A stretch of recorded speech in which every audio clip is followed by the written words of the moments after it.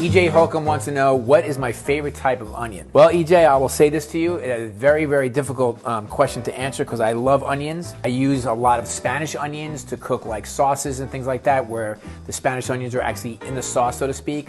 I like to use a lot of red onions. I love to pickle red onions, and I always have pickled red onions in my refrigerator. It's a really easy recipe. Basically, some sugar, some red wine vinegar, and the pickled and the onions, and you have pickled onions for months.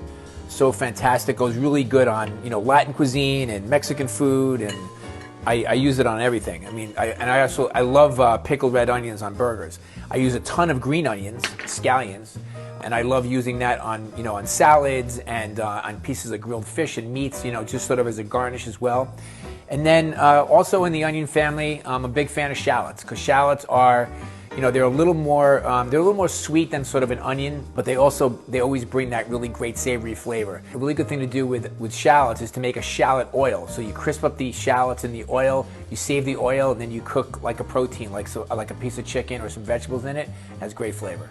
Thanks for the question. What can you do with all those lettuces besides salad? This is a response to Mano Nick on Instagram. I love to use salads to make like lettuce wraps. So you can make like a chicken lettuce wrap, where you can grill some chicken or some fish. You can you're basically using them instead of tortillas for tacos. In lots of Asian cuisines, they'll use lettuce wraps to wrap different kinds of meats and fish and vegetables, and then you have like a little dipping sauce. I mean, to me, that's the way to go. Julie Barbaro wants to know, what is my go-to dish when I have a bunch of random ingredients? A lot of times I'll have a lot of vegetables from my Misfits box, and I love to wrap it around some rice. So it could be lots of different things. I always have some red curry in my pantry, so I can make like a red curry coconut sauce, take some of those ingredients, wrap them into the red curry sauce, and then serve it with like some steamed rice or some coconut rice or something like that. Or another thing I like to do is make either a fried rice or a paella dish. But to me, rice is a great way and a great vehicle to utilize all those extra vegetables that you have in the refrigerator. So there you go. And make your rice crispy. Okay, so C. Cochran 23 wants to know, what's the best Eggs Benedict I've ever made? Was it a classic or was it a twist on a classic? Well, my daughter Sophie, her favorite thing to eat for breakfast or brunch is Eggs Benedict. She's been eating it since she was a kid, and I have to make it for her, every once in a while. She doesn't get it all the time, but every once in a while I make it for her at home. But I also like doing spins on the classic. I think one of my favorite ones is one that I paid tribute to Maryland, and I do like a crab cake Benedict with a sort of like an Old Bay hollandaise sauce. I go to the Preakness, which is one of the Triple Crown races, every May in Baltimore.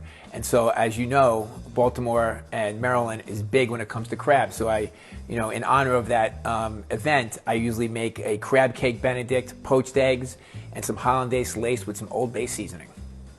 All right, EJ Holcomb wants to know, what are my 5 pantry staples? So welcome to my pantry. 5 would not be enough, but I'll give you a couple of ideas. Definitely some extra virgin olive oil, definitely some canola oil. So I usually cook with canola oil, and then I finish dishes with extra virgin olive oil. Of course, I have to have my Italian section, so I have cans of whole peeled tomatoes, San Marzano.